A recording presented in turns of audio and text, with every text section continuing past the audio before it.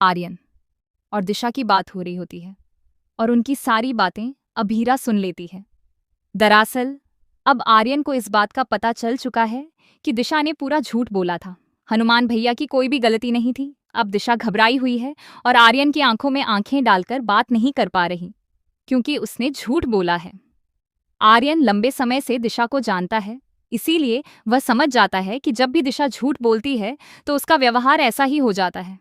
वह कुछ समय तक किसी से ठीक से बात नहीं करती क्योंकि उसे अपने किए पर बुरा महसूस होता है। इसके बाद आर्यन बहुत प्यार से दिशा से पूछता है, सच बताओ, क्या तुमने ऐसा किया है? वह उससे कहता है, अगर तुम सही हो तब भी मैं तुम्हारा साथ दूंगा और अगर तुम गलत हो तब भी मैं तुम्हें समझाऊंगा कि तुम्हें क्या करना चाहिए और क्या नहीं, क्योंकि तुम मेरी पत्नी हो।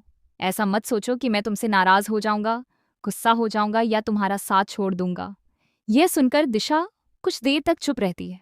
फिर वह कहती है, आर्यन, मुझे माफ कर दो।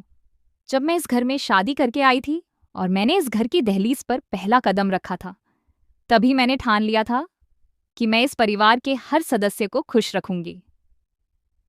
इसके बाद मैंने भैया भाभी को एक करने की बहुत कोशिश की और आखिरकार उन्हें फिर से एक भी कर दिया।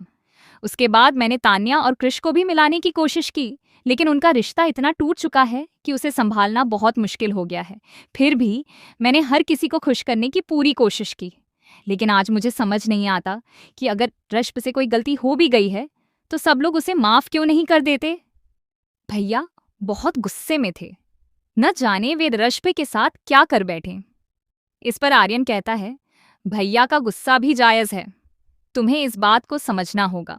जब दिशा आर्यन को यह बताती है कि बुआ सा ने ही उसे ये सब करने के लिए कहा था क्योंकि वे ऋषभ को लेकर बहुत परेशान थीं, तब आर्यन उससे कहता है, मैं तुम पर विश्वास करता हूं, लेकिन इसका मतलब ये नहीं है कि तुम अपने मायके वालों का साथ देकर मेरे भैया भाभी को घर से निकाल दोगी। मैंने कभी सपने में भी नहीं सोचा था कि ऐसा कुछ होगा। मोर अपडेट्स के लिए चैनल को सब्सक्राइब करें। ये रिश्ता क्या कहलाता है